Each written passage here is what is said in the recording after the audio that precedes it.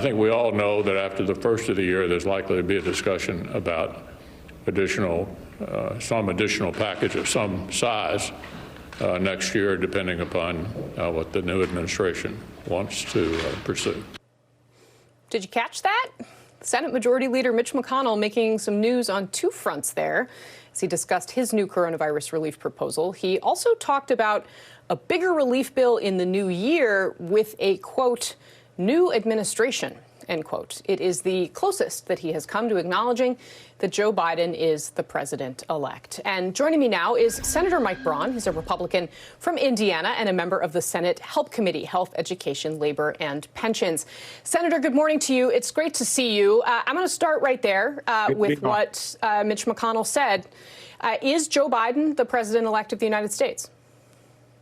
You know, I think Mitch described the process very accurately. Kevin Cramer was on with Chuck Todd a week or so ago. And I think there is a process that we all acknowledge. Vote certifications, which have occurred, I think, just recently in most of the swing states. And you've got December 14th when the Electoral College meets. And President Trump has said is that the bar for you? I mean, should I come ask you again on December 14th? The bar for me is to let the process play itself out. And the reason I say that, I've spent so much time on these Georgia races trying to weigh in to get support from Indiana for them, and just heard in the last week to 10 days, when I try to talk about that, most of the people I'm talking to are still wanting to talking about the election itself. And if there's any chance that next year, regardless of the outcome, that we unify and get together, I think this has got to play itself out. And I think President Trump, the White House, is fully aware that they've got deadlines that they've got to meet. But the people I talked to back in Indiana, where President Trump won by nearly the same margin in 2020 as he did in 2016, they're still concerned about the election itself. And unless it's played out, you're going to have half of the country disgruntled. And I think if you dismiss that, you're looking at it unrealistically in terms of how we get past it and go forward in the new Congress. But the reality here, sir, is that the president is pushing, I mean, and no one has disputed his rights to go to the courts, and he has done that. And so far, those cases, one after the other, have been dismissed. In some cases, he's been almost laughed out of court. And in Georgia, you mentioned Georgia, this is having real implications for officials who, by the way, are members of your party, who have seen these votes, who have been involved in counting them, and who are saying that it's all above board. I want to play for you what a Georgia official had to say about what's happening to him, his family, to other election workers, and just how bad this has gotten. Let's watch. I'm going to do my best to keep it together, because it has all gone too far. All of it. Death threats, physical threats, intimidation. It's too much. And this 20-year-old contractor for a voting system company just trying to do his job, his family's getting harassed now. There's a noose out there with his name on it. It's not right.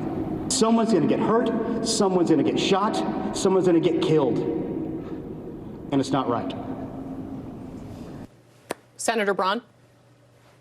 So I think the White House had a quick denouncement of the comments that initiated that. I think that was riveting in terms of what he was saying. I think that's when things have gotten too heightened. And yes, you can see how that played out there in Georgia. There's a big difference between taking that and generalizing it, or starting with systemic fraud versus nothing happening at all. And I think, obviously, when you have a situation like this election, where you had an outlier like but I don't COVID, think I don't think anyone is saying that there is absolutely no instance of anything that should be investigated. We're seeing plenty of instances where the campaign is trying to say, okay, here's an example in this place, here's an example in that place.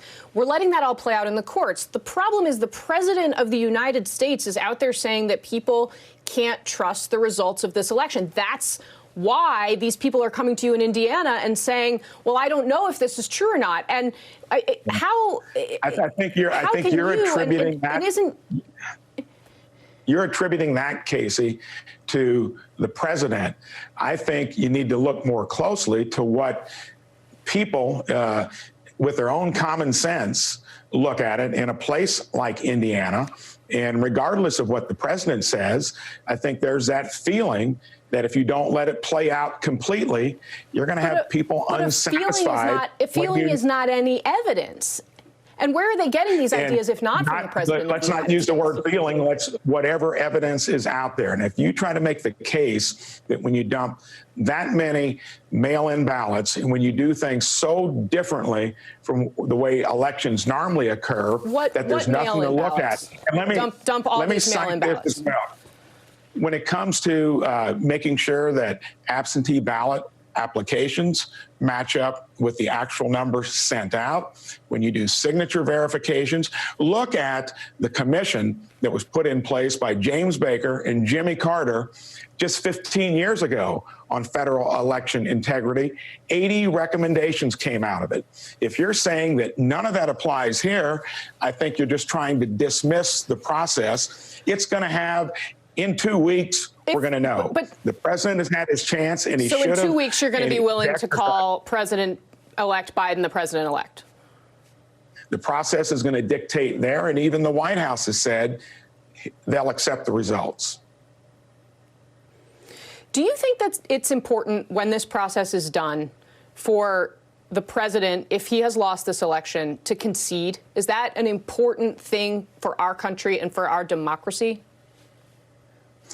I think that how we go forward after an election, his back in 2016, that was, disputed from almost the time he was inaugurated, through the Mueller report, through impeachment, a lot of that has a residual effect. And I think how you orchestrate the country coming together is going to be tricky. It's that hot and polarized currently. I've been here just a little under 2 years. Came here to weigh in on issues, actually, high cost of health care, other stuff.